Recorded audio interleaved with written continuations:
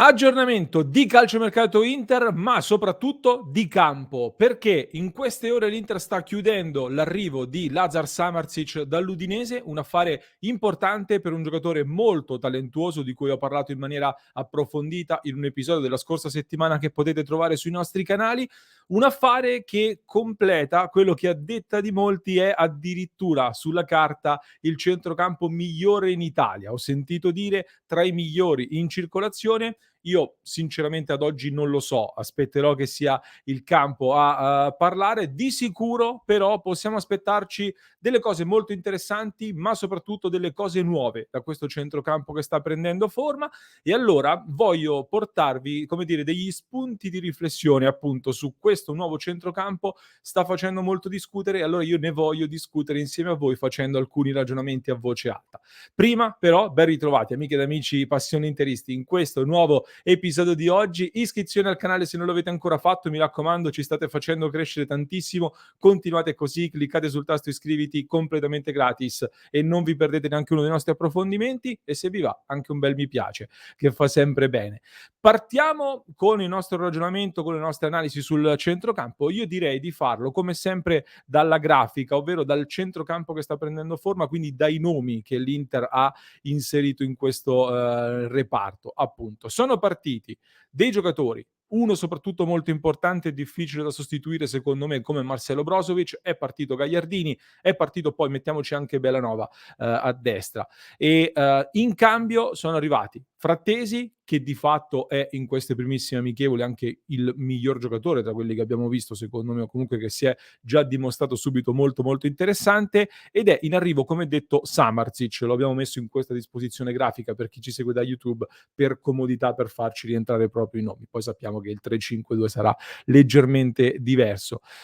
A destra in più è arrivato Quadrado, da tenere d'occhio per una previsione aggiuntiva che però, come dicevo, farò alla fine. Vi butto sul tavolo allora alcune considerazioni che mi vengono da fare in questo momento sulla carta, guardando appunto questi nomi e questa disposizione dei centrocampisti che abbiamo. Punto numero 1.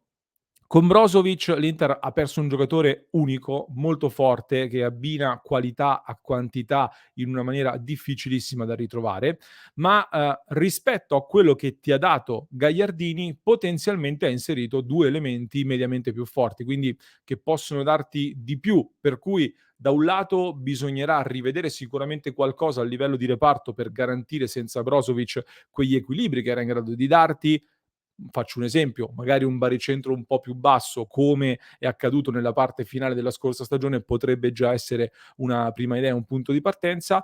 Dall'altro lato, però, in termini di rotazioni e quindi anche di possibilità di fare dei cambi e turnover durante tutto l'anno, hai sicuramente qualcosa in più in questo momento e su questo penso che siamo tutti d'accordo. Considerazione numero 2, che fine ha fatto Sensi? Mi direte in molti, perché vediamo questi nomi, tra questi nomi non figura Stefano Sensi, che pure sta piacendo molto in questo precampionato e tanti vorrebbero confermare. E io su Sensi faccio sempre lo stesso discorso, dal punto di vista tecnico non si discute e penso che più o meno qui siamo in molti d'accordo. Per il regolamento, diciamo così, in rosa non ci sarebbero problemi ad inserirlo in lista per la Serie A, mentre nella lista Champions già rischia di far tagliare un altro calciatore.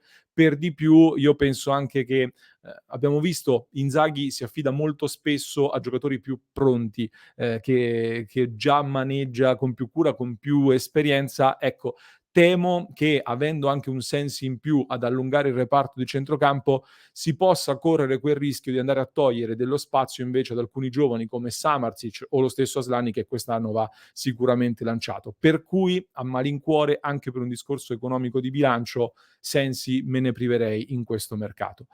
Terzo punto, le gerarchie del centrocampo. Ad oggi, secondo me, come dicevo, per un motivo che poi vi riporterò anche alla fine, partono davanti le certezze, ovvero quei calciatori che Inzaghi conosce già da più tempo. Quindi Barella, Çalhanoğlu, Mkhitaryan con i 3 giovani che partono dietro, con Frattesi su tutti, però che credo che stia scalpitando forte, quindi avrà sicuramente spazio. Qualcuno dice sono troppi i potenziali titolari, quindi qualcuno di questi andrà via. In realtà, se vi ricordate, l'anno scorso è bastato un infortunio di un titolare per costringere poi Mkhitaryan a dover fare più di 20 partite consecutive da titolare. Quindi mi sembra sinceramente un'abbondanza che ci deve essere in un Inter ambiziosa, anche perché Mkhitaryan poi quest'anno va per i 35 anni, non può essere eterno. Torniamo a schermo intero. A tal proposito, però, è passata molto, secondo me, la narrazione del fatto che l'Inter prende i parametri zero, giocatori in là con gli anni, un discorso che è stato riportato avanti più e più volte.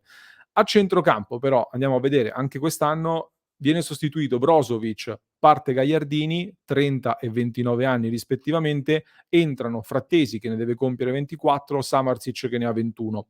Anche l'età media del centrocampo si abbassa e scende da 28,2 a 25,8 anni in questo momento, e anche in ottica progettuale è stato costruito quindi un reparto di gente pronta, esperta, e quelli che invece devono ancora possono fare l'ultimo gradino di crescita. Mi sembra una differenziazione, ecco, piuttosto interessante. Arriviamo poi alle caratteristiche, parliamo pure di qualcosa di più tecnico sicuramente. Stiamo facendo molto spesso dei calcoli in questi giorni relativi anche all'attacco su quanti gol devono garantire gli attaccanti dell'Inter e quindi quanti gol bisogna andare a cercare sul mercato. Partendo sempre dal presupposto che secondo me bisogna innanzitutto abbassare i gol subiti, oltre a pensare di rifare gli stessi gol che sono stati fatti l'anno scorso, perché il grande problema secondo me non sono stati i 77 gol fatti, troppo pochi, ma bensì i 42 gol subiti, decisamente troppi. Comunque, il precampionato e soprattutto le amichevoli in Giappone hanno fatto vedere come i centrocampisti sono già in questo momento molto importanti in questo senso. Non a caso 2 gol e 3 assist sono stati forniti proprio da giocatori di centrocampo con Frattesi su tutti. In questo senso, dunque, Brozovic nell'ultimo anno, stando puramente ai numeri, ha servito 3 gol e 6 assist tra campionato e Coppa Italia. Uno di questi assist è arrivato in Coppa Italia. Gagliardini è stato fermo a 0. Samardzic nell'Udinese, che non ha avuto una produzione offensiva straordinaria, in più per larghi tratti è stato anche in panchina, ha segnato 5 gol, quindi più di Brozovic, e fornito anche 4 assist, mentre Frattesi ha segnato addirittura 7 gol, sbagliandone anche tanti, con 0 assist. Quindi in attesa dell'attacco, dunque, il centrocampo già come potenziale ha guadagnato delle reti, può garantirti comunque un buon numero di reti. Dall'altro lato è evidente che almeno sulla carta inizialmente perdi qualcosa a livello di chilometri percorsi, visto che, come dicevo, Brozovic era unico in questo senso. Çalhanoğlu dovrà fare un passo in più, secondo me, innanzitutto in termini di presenza nel ritmo della gara, di dinamismo nel campo, quindi anche di chilometri percorsi, di farsi trovare sempre pronto, sempre nel vivo della manovra, e anche in termini di interdizione. Così come però, ecco, dal punto di vista fisico in generale si è perso qualcosina, ovvero Gagliardini comunque era quasi 1,90 m, Brozovic era un po' più di 1,80 m, Samardzic, leggendo Transfermarkt, è attorno al 1,83 m, mi sembra, qualcosa del genere, e Frattesi è 1,78 m. Mediamente qualcosa si è perso in termini di statura e forza fisica. Su questo però faccio 2 considerazioni, ovvero io sto vedendo che già da un po' di tempo, ma anche quest'anno, un po' tutte le squadre di Serie A hanno una componente muscolare forte, o almeno un giocatore con queste caratteristiche, per variare, ce lo mettono nel reparto. Penso ad Anghissà nel Napoli, penso a Rabiot o anche Pogba nella Juventus. Milan e Roma sono già per costruzione più muscolari, proprio come tipo di centrocampo che hanno impostato. Quindi in tanti ho visto, hanno scritto e mi hanno detto anche l'Inter dovrebbe prendere un centrocampista così, che ti dà quella fisicità lì. Ci può stare, però non è obbligatorio, nel senso che comunque in difesa l'Inter in questo momento è molto strutturata, ha tanti giocatori forti fisicamente in difesa. Sulle fasce hai già Dumfries e Gosens, per il momento, sempre che rimanga.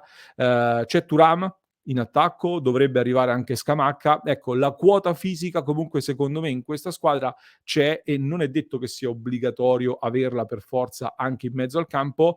Magari, metto lì una considerazione, si sta ragionando proprio sul reparto più dinamico che possa alternare palleggio e assalto con questi centrocampisti che possono andare appunto anche ad inserirsi. In tal senso, l'altro giorno, in diretta mi avevate detto in diversi: "Ma, anche il Barcellona comunque aveva il centrocampo con tutti piccoletti e eppure sono andati particolarmente bene." Ecco, io nel paragone con quel Barcellona ci andrei molto cauto sinceramente, perché poi è anche un caso abbastanza unico. Se proprio dobbiamo fare un paragone, visto che c'è Marotta di nuovo alla guida, secondo me mi sembra più di rivedere una linea che può ricordare quella che aveva intrapreso anche la Juventus qualche anno fa proprio con Marotta, che con Pirlo, Marchisio, Vidal, Pogba, poi dopo dietro c'erano anche Padoin, Pereira, mi sembra anche Sturaro, forse non lo so. Comunque era un centrocampo profondo, completo, molto forte, sorretto anche da una difesa forte e arrivò in finale di Champions. Per cui ho buone sensazioni su questo centrocampo, messo soprattutto in mano, ad Inzaghi, un centrocampo dove Frattesi penso potrà ripercorrere anche un pochino le orme di Mkhitaryan dell'anno scorso, cioè inizialmente parte magari un attimo indietro, giusto perché è nuovo, anche se sembra, per quello che stiamo vedendo oggi, costruito proprio per stare nell'Inter, poi però ne giocherà veramente tante. Giocherà a destra perché, a quel punto Barella Inzaghi lo sta facendo slittare a sinistra quando sono in campo contemporaneamente. Sono curioso di capire come verranno utilizzate le coppie, quindi anche con l'arrivo di Samardzic guarderò con grande curiosità l'utilizzo di queste coppie anche a centrocampo, perché Samardzic in teoria verrebbe per partire come vice Mkhitaryan, anche per tipologia di carriera che può fare come caratteristiche. Nell'Udinese però lo avevamo analizzato, è partito soprattutto da mezzala destra, quindi a piede invertito con il suo mancino, come appunto Inzaghi sta già testando Barella dall'altra parte, cioè a sinistra, lui che è destro quando c'è Frattesi in campo. Per cui la domanda è: vedremo le mezzali invertite oppure Barella oggi va a sinistra solo perché manca Samardzic che è in arrivo? Vedremo, è una domanda che metto lì, lo seguiremo nelle prossime amichevoli. Di sicuro però, come dicevo, Frattesi giocherà molto a destra e dopo le prime uscite amichevoli ho la sensazione che molto spesso accanto a lui vedremo Quadrado.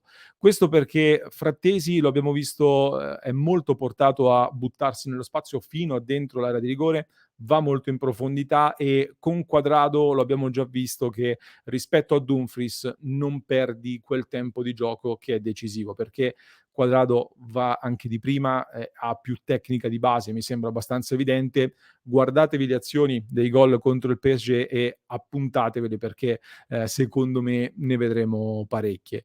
Proprio perché, soprattutto su questo tipo di inserimenti, su questo tipo di lavoro che fa anche Frattesi, il timing è fondamentale, quindi con Quadrado, se sta bene fisicamente, Frattesi può arrivare in area di rigore molto di più e quest'anno quindi potenzialmente può fare anche qualche assist in più che l'anno scorso gli sono mancati, mentre nella stagione precedente al Sassuolo ne aveva fatti 4, di cui 2 a Scamacca e chissà che quest'anno non si possa replicare magari facendo ancora meglio. Fatemi sapere che cosa ne pensate voi allora di questo centrocampo che sta nascendo. Molto dipenderà, accennavo all'inizio, anche dall'abilità di Inzaghi, che dovrà innanzitutto portare al livello successivo i vari giocatori che ha a disposizione, deve avere anche il coraggio di lanciare di più i giovani. In questo però dovrà essere supportato anche dalla dirigenza nella gestione di questo gruppo. Certo che essere messo in discussione al giorno 1 ti porta magari a far passare in secondo piano la valorizzazione di alcuni giocatori.